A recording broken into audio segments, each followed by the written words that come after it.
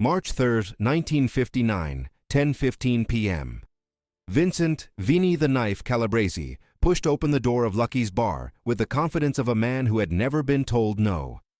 The bar sat on 125th Street, the heart of Harlem, territory belonging to Bumpy Johnson, and Vinny had just made the mistake that would define the rest of his short career in the mafia.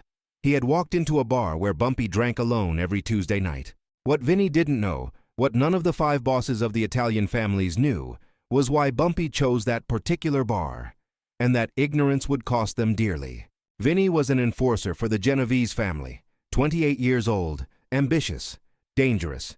He had broken 47 bones in his last job, and that was on just one person. The bosses had sent him up to Harlem with a simple message: find Bumpy Johnson and make it clear that the Genovese family wanted a meeting. It wasn't a request. It was a summons. Vinny carried 2 guns under his coat, a knife in his boot, and zero respect for the man who ran Harlem. To him, Bumpy was just another neighborhood gangster who needed to learn who really ran New York. Lucky's bar was small, 12 stools at the counter, 4 tables, a jukebox in the corner playing Billie Holiday. The bartender was an elderly man named Moses, who had been pouring drinks in that place for 30 years. 3 customers were drinking in silence when Vinny walked in, and there he was, alone at the last stool. Bumpy Johnson. Impeccable gray suit, fedora hat resting beside a glass of bourbon. He didn't look up when the door opened. He didn't need to. Bumpy always knew who walked into any room he was in. Vinny strode up to the bar with heavy, deliberately loud steps. He wanted everyone to know an Italian had come in. He wanted to intimidate. "Bumpy," Vinny said, stopping 3 meters away. "I need to talk to you." Bumpy took a slow sip of his bourbon. He didn't answer. The silence stretched, thick and dangerous. The 3 customers froze. Moses stopped wiping glasses. Everyone knew something was about to happen. "You hear me?" Vinny raised his voice. "I said I need to talk to you." Bumpy finally turned his head. His eyes met Vinny's, and for one moment, just one moment, Vinny felt something he hadn't felt in years. Fear. But he swallowed it and pressed on. "Vito Genovese wants to meet with you. Tomorrow, noon, at Rao's restaurant. This isn't a request." Bumpy looked back at his glass. "I'm busy tomorrow." The answer was so casual, so unconcerned, that Vinny almost laughed. "Almost. You don't understand. This isn't negotiable. You'll show up, or we'll make you show up." Bumpy took another sip. Then he did something that left everyone in the bar completely still. He smiled. "Sit down, Vincent. Let's talk." Vinny hesitated. Nobody in Harlem knew his full name. Everyone called him Vinny the Knife. But Bumpy had said Vincent, as if he knew every detail of his life. And he did. Bumpy Johnson hadn't survived running Harlem by accident. He survived because he knew everything about everyone who might ever threaten him. Vinny sat, keeping his hand close to his coat where his gun rested. Moses placed a glass in front of him without asking what he wanted. "Bourbon, same as Bumpy's." "You know why I drink in this bar every Tuesday night?" Bumpy asked. Vinny didn't answer. "Because 11 years ago, my best friend was killed right out there on the street." Bumpy pointed to the window. His name was Thomas Walker. Everybody called him Tommy 2 times because he always said everything twice. Good man, loyal. Had a wife, 3 kids. Worked as a driver for me. Bumpy paused, his bourbon glass suspended in midair. March 15, 1948, 3 men from the Luciano family came up to Harlem. They wanted to send a message, show they could do whatever they wanted here. They found Tommy walking home after making a drop for me. They beat him for 20 minutes, broke his ribs, his jaw, his arms. Then one of them, a guy named Sal Maranzano, shot Tommy 3 times and left him bleeding there on the street. Vinny took a sip of bourbon, unsure where the story was going. "Tommy didn't die right away," Bumpy went on. "He dragged himself 50 yards until he reached this door. Moses found him out front, still alive, still breathing. Moses carried him inside, laid him on that table over there, and tried to save him. But it was too late. Tommy died in Moses's arms, right there on that table." The bar grew even quieter. "When I found out," Bumpy said, "I wanted blood. I wanted to find Sal Maranzano and the other 2 and do to them what they did to Tommy. I wanted war. But Moses told me something that night that changed how I think about power, about revenge, about how you run a place like Harlem." Bumpy looked straight at Vinny.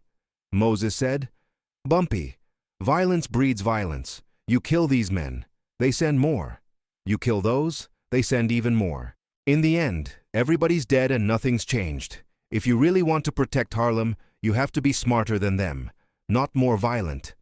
So what did you do? Vinny asked, genuinely curious now. Bumpy smiled again. I found out everything about Sal Maranzano. Found out where he lived, where he drank, who he loved, what he feared. Found out he owed 80 grand to a Shylock in Chicago. Found out he had a mistress in Queens who was pregnant.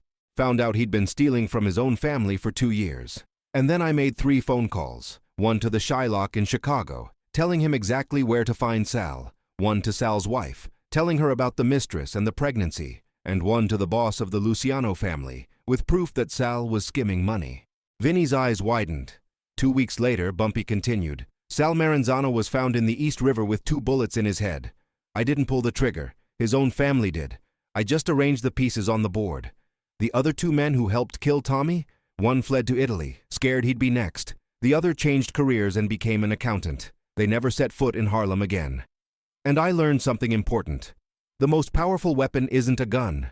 It's information. It's patience. It's knowing how to turn your enemy's enemies into your own weapons. Why are you telling me this? Vinny asked. Because you need to understand something before you go back to Vito Genovese, Bumpy said. You think you walked in here to intimidate me, to summon me like I'm one of you. But you walked into a bar that's a memorial. Every drink I take here is in honor of Tommy.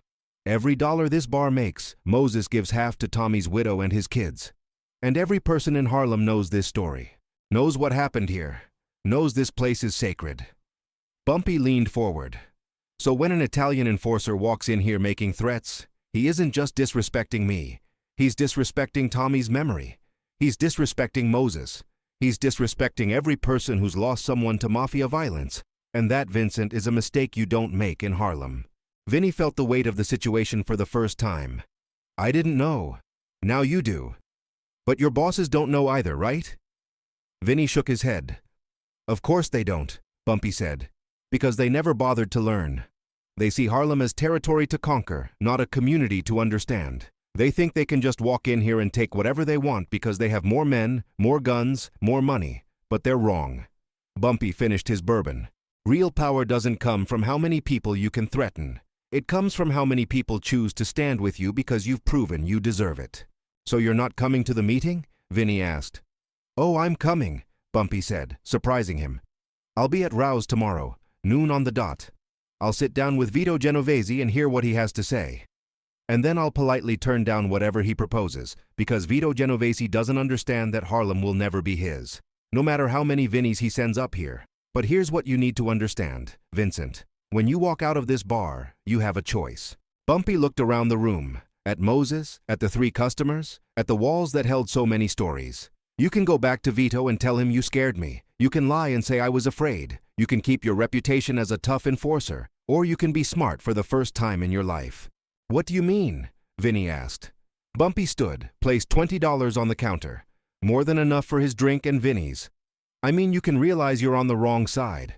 That working for men who respect nothing but violence will get you ending up like Sal Maranzano.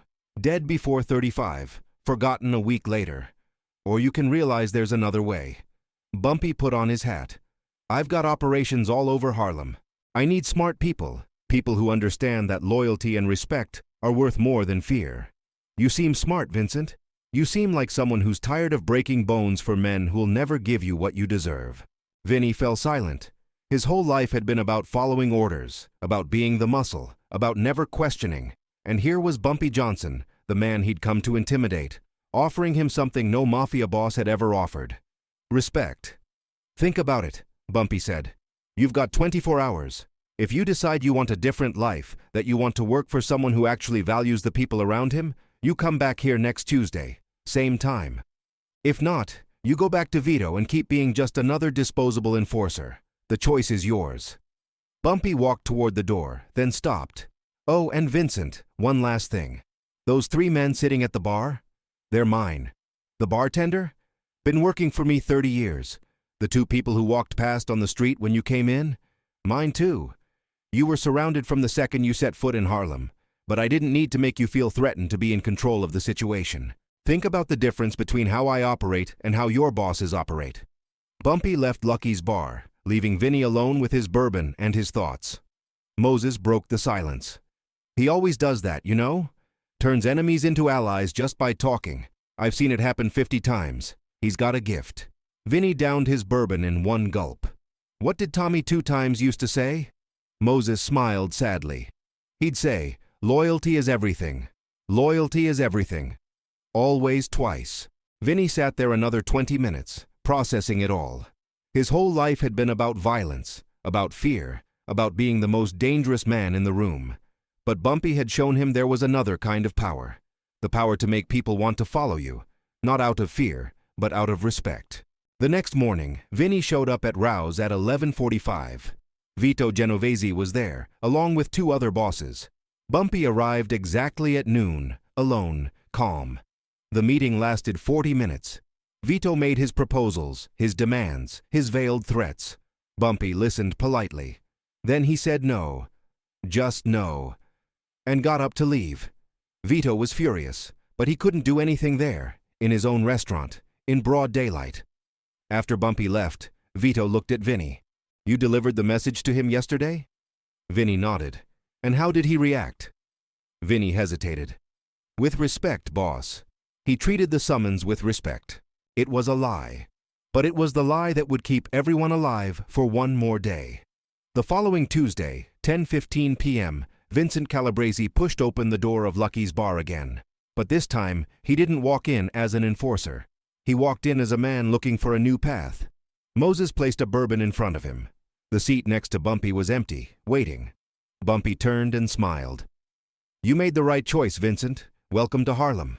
And so, the man the Genovese family sent to intimidate Bumpy Johnson became one of his most trusted allies, because Bumpy understood something the Italian mafia never did. True power doesn't lie in making people fear you. It lies in making them choose to stand with you.